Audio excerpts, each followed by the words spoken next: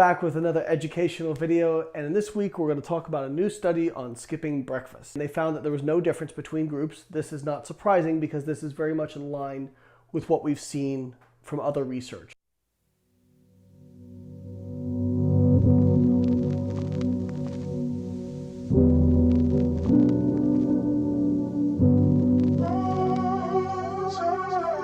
What is going on, guys? Let's go ahead and talk about Layne Norton. Now, Layne Norton is a pretty smart guy, very smart guy, actually. He is a scientist in nutritional science and physical exercise, I believe, or something to that effect. He has a lot of good information. Let me just put that out there. He has a lot of good information, and some of the things that he does when he's pushing up against intermittent fasting is valid. For example, there are a lot of people that talk about intermittent fasting that believe that calories don't matter. I'm not in that pool. I believe that calories do matter. So in those things, in that respect, yes, Layne Norton has a good understanding of the science that comes with nutrition. He specializes, however, in more of the things that involve muscle building, as the studies that he's actually involved in, many of the studies that he's actually involved in, a lot of it, from what I've seen, has a lot to do with muscle building and stuff like that, protein synthesis, things that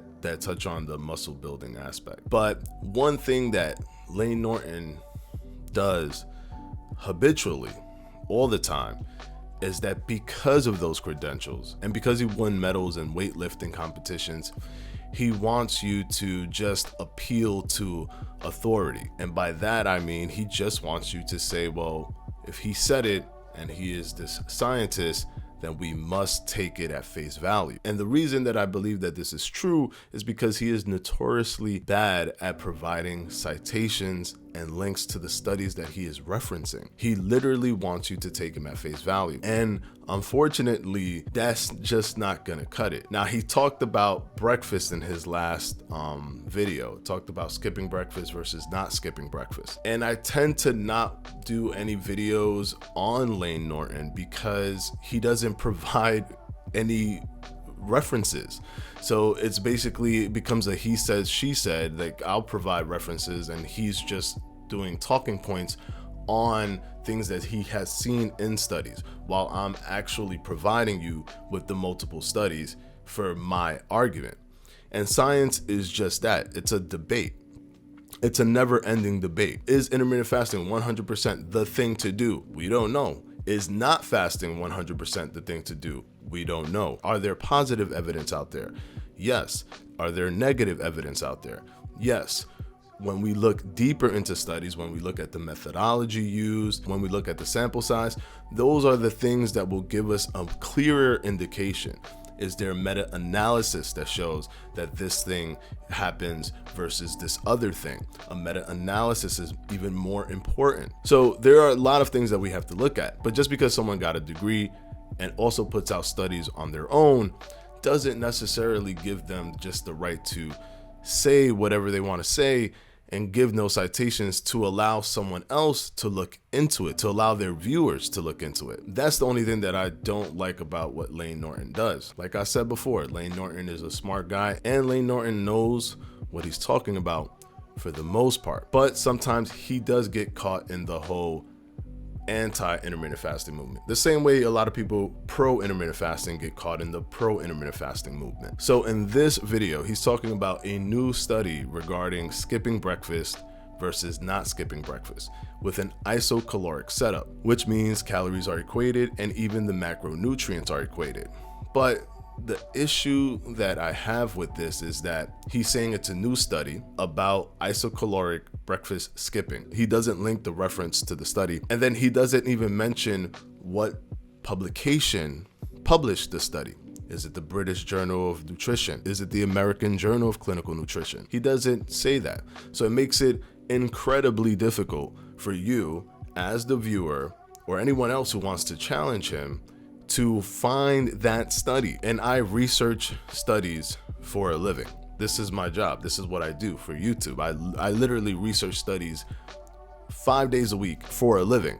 And I can find almost any study if someone gives me enough information. But vaguely saying breakfast skipping versus not breakfast skipping, there are hundreds of studies looking at breakfast skipping and breakfast eating. There are ad libitum studies where they don't look at the calorie intake and the participants can eat as much as they like. And in those studies, believe it or not, the people who skip breakfast tend to lose weight more than the people who do not skip breakfast. Contrary to so many beliefs out there that you get hungrier, you eat more, this and that. You don't compensate for the calories that you missed for breakfast. You actually end up eating less overall on a 24-hour scale. So I did as much research as possible, and the latest research that I found involving breakfast skipping was from the British Medical Journal, which was a 2019 study, so it's very new in terms of studies. And this was done by Catherine Sivert and colleagues, and it was a systematic meta-analysis review. And the systematic meta-analysis, which is overlooking everything, saw that people who skipped breakfast lost more weight, lost more body fat than those who did not skip breakfast. However, it was ad libitum, so it's not the isocaloric study that Layne Norton is talking about. So then what study is he talking about? I also looked at another study that came out in 2019. It was from the Journal of Nutrition, and it was done by Robert Edinburgh and colleagues, and it shows skipping breakfast before exercise actually creates more negative energy balance for those who are skipping breakfast. But this was also ad libitum. I could not find a new study that was isocaloric and involving breakfast. However, the newest study, which was isocaloric, which means calories were equated for across the board. Not only that, it was controlled, it was randomized, and crossover. So the participants who skipped breakfast within their calorie intake also ate breakfast at a certain point. They washed out, then ate breakfast at a certain point, and also skipped dinner at a certain point. So it was 3 different setups: skipping breakfast, skipping dinner, and a control setup that did 3 meals a day. This was isocaloric, and I'll break down the macronutrients. It was 55% carbs, 30% fat, and 15% protein. Energy and macronutrient balance was measured in a respiration chamber, and they even controlled for physical activity.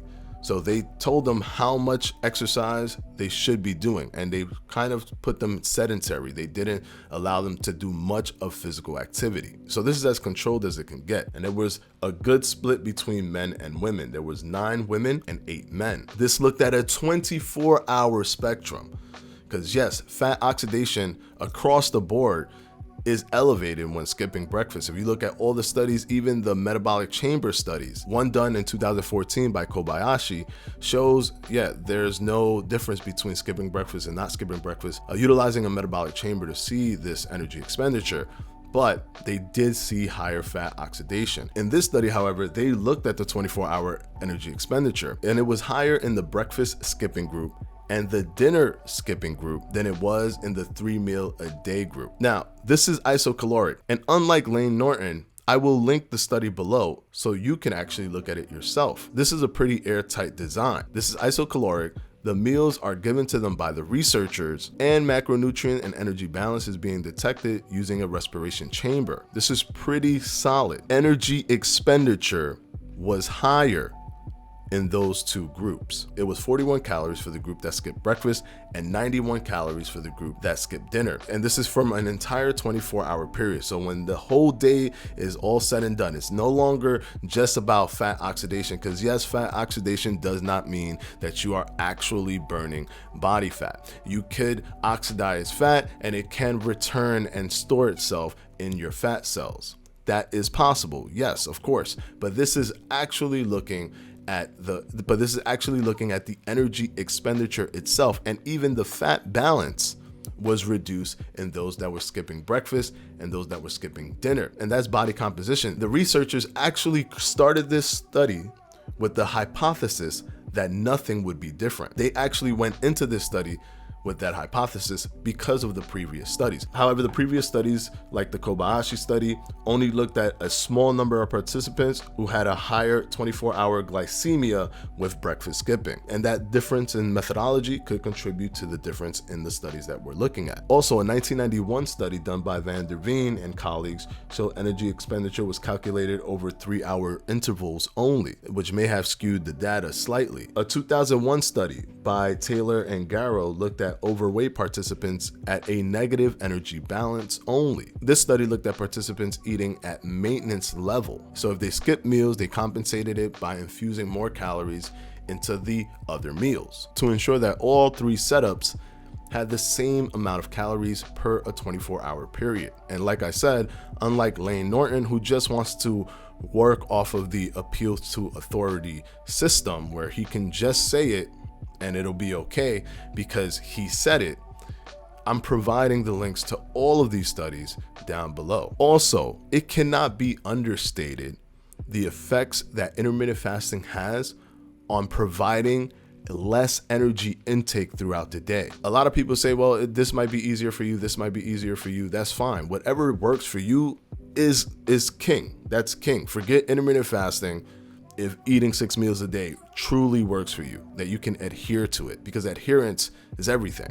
As I always say, adherence is everything. It's even on top of intermittent fasting. But studies have consistently shown that the more meals you eat, the higher ghrelin secretion, which means the higher your appetite, because ghrelin increases appetite, which means it's harder for you to consume less. And also studies have shown that when people skip meals, those things are reduced. Ghrelin is reduced. There's less ghrelin secretion, thus less appetite, thus less impulse to eat. In studies where participants are allowed ad libitum to eat, they almost never compensate for the breakfast meal that they skipped or the dinner meal that they skipped. Yes, calories are not being equated, but we cannot understate that fact that it's harder for people to get in more calories when they're skipping meals. That is still a positive attribute of intermittent fasting. My whole gripe with this video is simply to show there are studies skipping breakfast with isocaloric intake that show that the participants who are skipping meals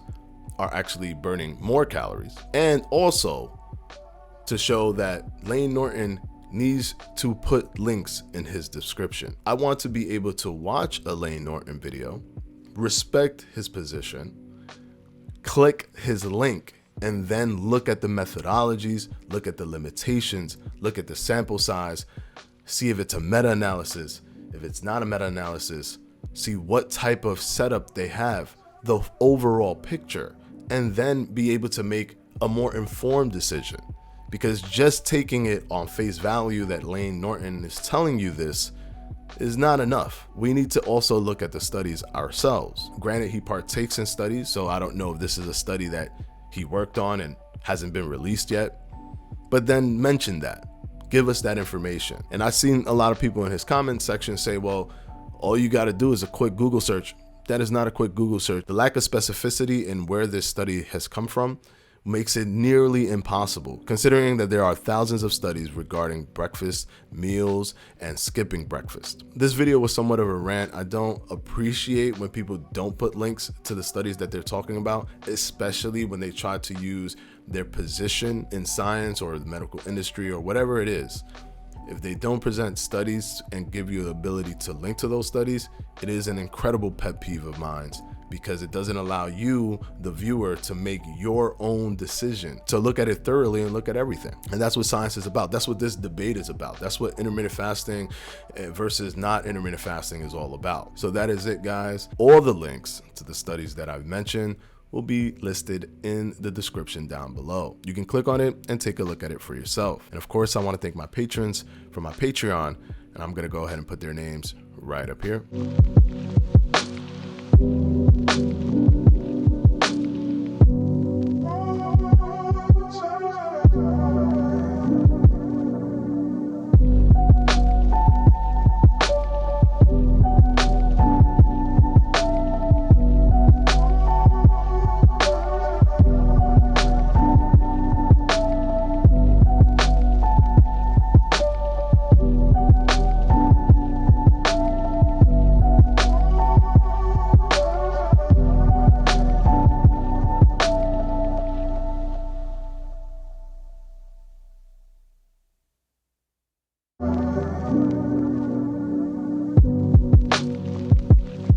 And of course, as always, guys, I'll see you on Sunday for another FAQ.